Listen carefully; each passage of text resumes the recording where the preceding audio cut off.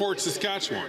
Under these Liberals, well-connected government elite insiders have been pretending to be Indigenous in order to take contracts intended for Indigenous peoples. But up until today, we didn't know just how high the rot went. Today, the Liberals' Indigenous contracting scandal just got a bit randier, with revelations that the company owned by the Liberal minister from Edmonton Centre tried to identify itself as Indigenous in order to get government contracts. Recall that when text messages came out about someone named Randy directing the affairs of the company in violation of ethics laws, the minister's partner claimed that it was someone else named Randy. He later admitted that was false, but said the references to Randy were the result of autocorrect. In order to help get government contracts, they invented another Randy and they pretended he was Indigenous. Here's the bottom line. Indigenous peoples in Canada have tragically high levels of poverty. This privileged elite minister's fraudulent company tried to grab contracts that the government had promised to Indigenous peoples by pretending to be Indigenous. It has never been more clear that this minister and these Liberals are only in it for themselves. Yeah.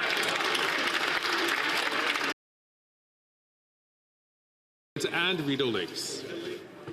Revelations in court filings show that there's another lawsuit against the Liberal minister from Edmonton showing that he broke the law. This one shows that his shady company and his business partner, well, he's now been directly named in this lawsuit in their search for buyers. Quote, they're going to sell this. I just updated Felix and Randy. And quote, are you confident? Really, I won't tell Shauna, Felix, and Randy yet.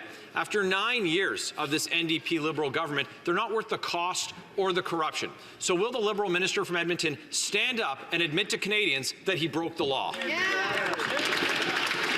The Honourable Leader of the Government in the House of Commons. Thank you, Mr. Speaker. Mr. Speaker, this issue has been dealt with by the Ethics Commissioner, who has cleared that member on 3 occasions. When it comes to his former business partner, we agree with this House. He should have been clear and answered those questions, and now he will face those consequences. Thank you, Mr. Speaker. The Honourable Member for Leeds Grenville, Thousand Islands and Rideau Lakes. Canadians can't believe a word from these Liberals when it comes to this scandal. We know that the Cabinet Minister was sitting around the table while his company was applying for federal government contracts, and we know that his business lied before a parliamentary committee. But there's more explosive reporting today about the Liberal minister from Edmonton and his company fraudulently applying for government contracts. Now, experts are saying that if this is proven to be true, that the Prime Minister should expel the minister from Cabinet. Conservatives are saying we should call the cops. So will the Prime Minister fire him today or wait till he's dragged out in handcuffs?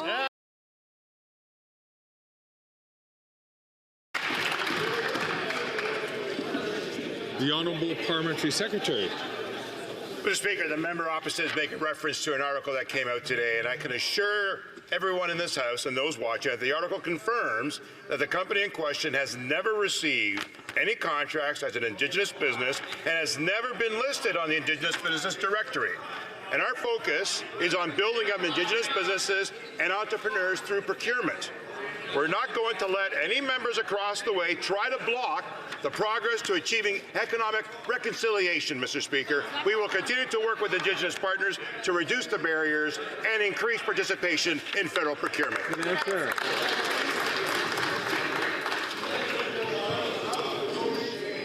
Order.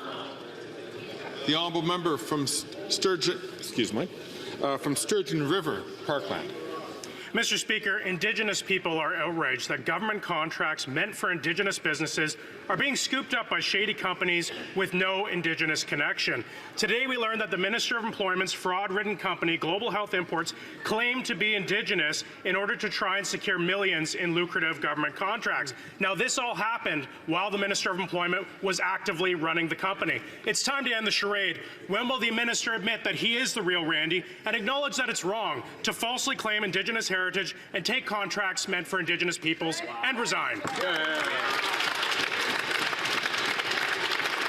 The Honourable Parliamentary Secretary to the Minister of Public Procurement Services.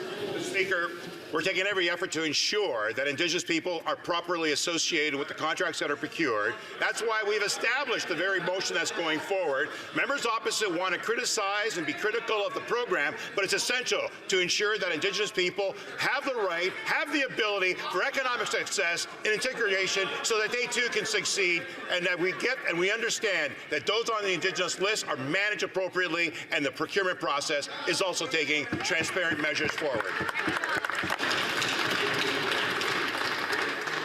The honourable member from Halliburton, Kawartha Lakes, Brock.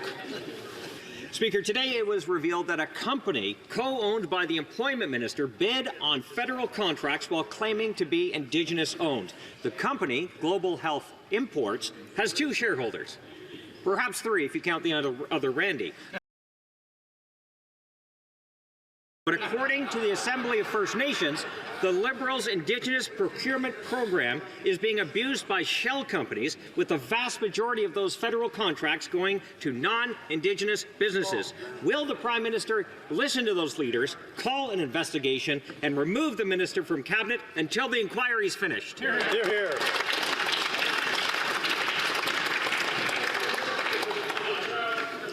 The Honourable Parliamentary Secretary to the Minister of Public Services and Procurement. The article makes it very clear the association that was being referenced here did not get a contract.